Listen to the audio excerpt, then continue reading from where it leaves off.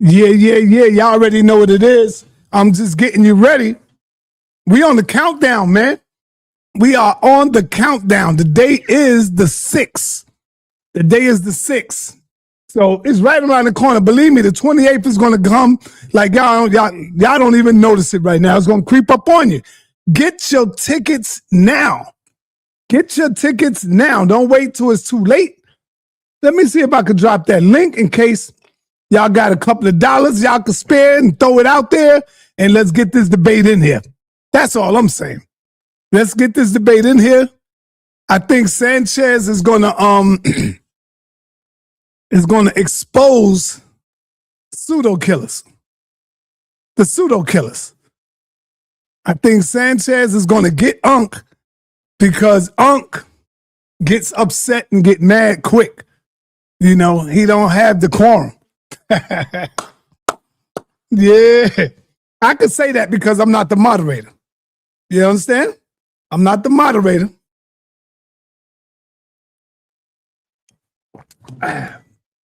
Good water. Stop it, sir. Stop what? Stop what? I think Sanchez is going to smack him up, man. Sanchez is going to smack Ankh up in this debate. Yep. Because remember, you're talking about was all humans, did all humans come out of Africa? Let me call Dr. Inky, Stinky, and see what Inky say about this, man. Let me see what Dr. Inky got to say about this. Let me put this on the call, on the ringer. Drive by.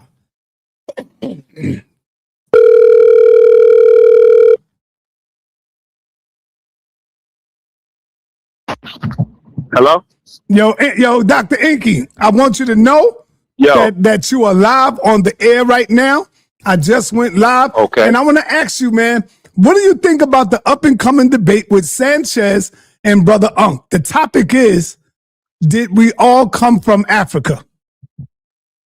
Monkey or man? Ah, man. Okay, well, hold on. Who's saying that? Who's saying the monkey thing? No, and that's just on the flyer. The topic is, did all humans come from Africa?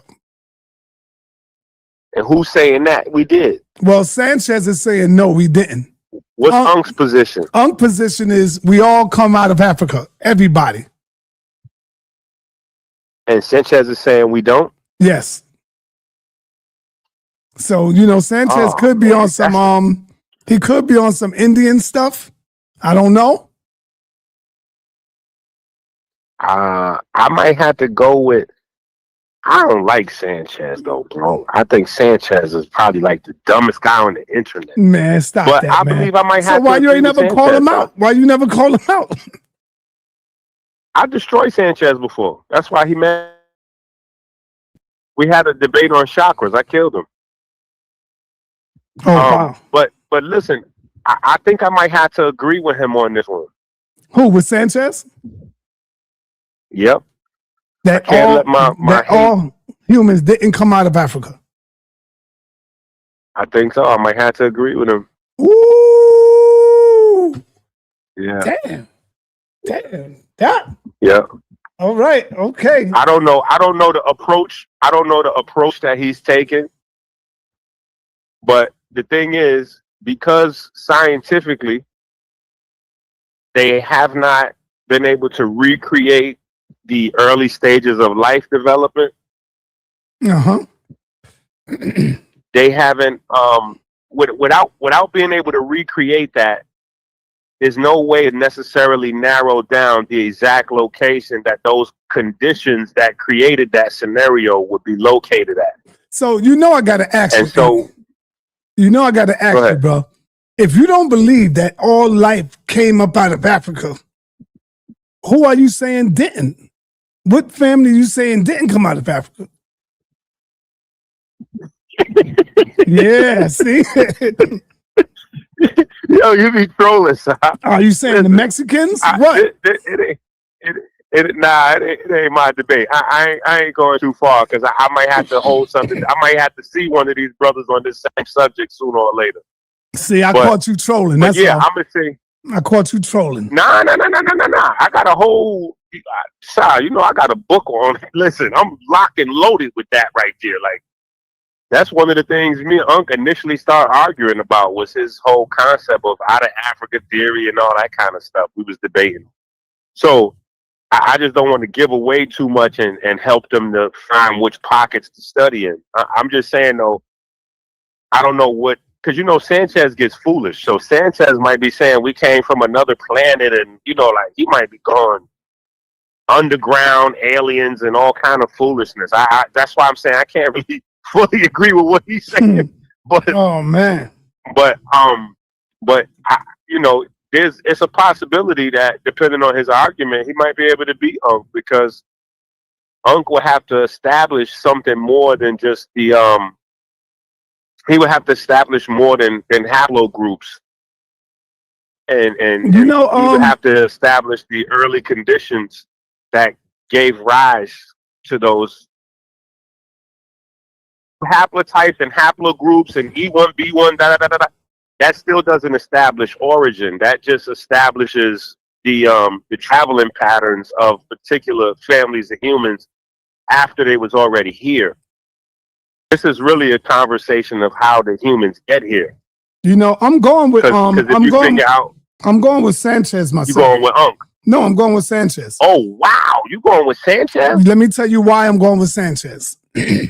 Because Ankh reminds me. No, I'm gonna tell you. Because, and you might agree with this, Ankh reminds me of Dr. Reggie. Reggie's a good researcher. Ankh is also a good researcher, but a horrible debater. What do you think? I'm just saying, shout out to Dr. Reggie. No, I'm telling you. Me and Reggie is now allies. Me and Reggie's now allies, so I ain't saying nothing bad about Dr. Reggie.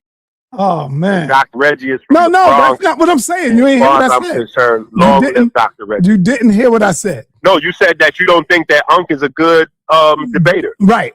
He's a good, definitely an awesome researcher. But even Jabari would say that. I would say that I don't know, because if you just ask me the two names, Ankh versus Sanchez, I would go with Ankh. Every time, obviously almost every time, because not this time, but if I didn't know the subject matter, I would be rolling with Ankh. I think that Ankh is a better debater than Sanchez is. Sanchez doesn't, he makes up a lot of stuff that he can't substantiate. So Ankh is probably going to be able to beat Sanchez because he's going to be looking for Sanchez's sources, and Sanchez is going to be saying, I made that up. I'm the source. The people are writing in the chat. Listen, the people are writing in the chat. Inky versus Sanchez sounds better. That's the greatest debate right there. That sounds better. Huh? Sanchez don't want no smoke. No, that's not true. Sanchez don't run from nobody. Well, listen. Well, if we get a subject, I don't mind. I don't mind. We got to get a good subject. You know what? Sanchez is anti-melanin, so me and him could debate that. He's anti what? Melanin. How can he be anti-melanin? Ooh, that's a great question. Yeah, I think that he got real angry with me. How the hell can he be anti-melanin? I don't get that. A lot of mental illness. But yeah, I think that's what's going to give Ankh the edge. Even though I disagree with Ankh on the subject matter, I still believe Ankh can win because I don't think that Sanchez is going to be sourced or have any references. Okay, so because I'm cool with you coming up with your own firsthand research, but you still have to be able to substantiate your own idea on the shoulders of other people. You still got to be able to show articles to base the components of your idea in fact. All right. Even if you're coming to a new deduction. All right. Let me get some callers in here. I'm doing some drive-bys, right? All right, so hold on, Si. When is me and you gonna have the verses, man? Stop trying to be sneaky about this and sneak up onto me with your songs, bro. I'm calling you out right now. What you want? You want to battle me on the songs? On the verses, yeah. 10 songs each or 20 songs each, like how they do it. There's verses, man. Oh man, that'll be fun. That will be fun. You know, I just completed a new song yesterday, but you ain't ready for my music, You better man. stop trolling my man Apostle, bro. You ain't ready Stop for my trolling songs on Apostle. AI. Hold up. Listen. Hold on. You're not ready for my songs on AI because you got to hear my message. You got to hear the lyrics. The lyrics, brother, is what gets you. I heard your stuff. Corny to me. And you know what? I know you can. No, listen. Set it up. I know you can spit, brother. I already know that. I seen you get it in. I know how you get it in the booth. But on the AI, I think I got you. All I got to do is write and let them sing it for me. Listen. I ain't got to do all that. Listen, Si. Yeah. I got like 2,500 songs, man. You ain't heard everything that's in the arsenal, man. Damn, I know you got a lot of songs. I got to catch up. I know you do. Yeah, you started doing this before me, man. So, but that's what I'm somebody saying. put in there. You gotta, Style music is way too good. Watch my new song, y'all. I'm gonna get ready to play it later on in a minute. But watch my new song. I just want you to stop trolling my man Apostle, man. Stop trolling my man Apostle. Man. And listen, I'm telling you right now, I just want to warn you so that you aware, so that after I make my move, you know what I'm saying? If you see them people coming down your fire escape or they coming to your door and they got on ninjutsu masks and headsets and all that, I don't want you to be looking weird or nervous. They're not going to do nothing to you. They just going to invade your house and steal them hard drives. All right, before any hard drives with Yara on it. Before I give Sekou a call. Nah. Listen, no, listen to me, man. Nah, listen. We deleting them Yara files that you got, man. Period, yo. Them Yara files got to get deleted. Yeah, all right. But before I give Sekou a call, I want to make sure where you at with Sekou, because I already spoke to him last week. He said, set it up, sir. Whatever you want to do. So what would you have a discussion with him on, a debate on? Well, remember, he said there's no such a thing as African science. Oh, yeah, that's right. So that was our conversation. You got him on Cedric, yeah, then remember, Cedric said there's no such thing as science before the 1800s or something super crazy. Mm-hmm. So you got him too. You should just set up a little run where I could just knock all three of them off month after month after month. You could do Sanchez, Sekou, and Cedric. Just mix them all up. The S names. Yeah, all right. Hey, let me go. Let me call Sekou. I'll talk to you later, brother. Yeah, line them up. All right. Real quick.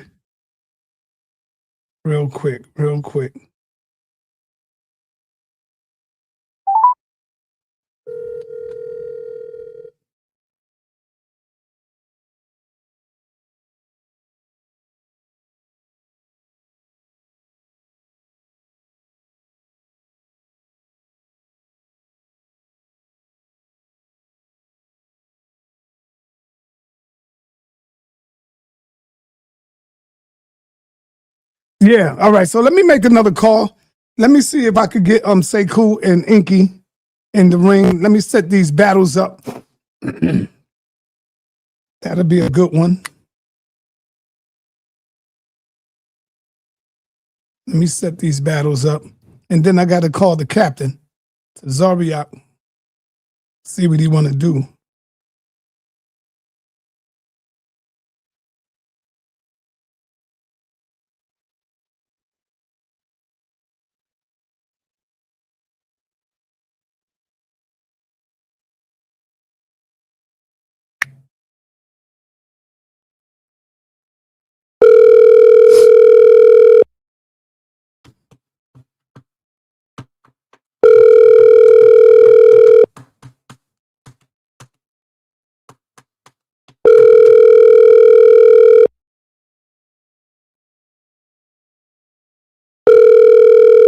Come on, Sekou. I know you probably at work.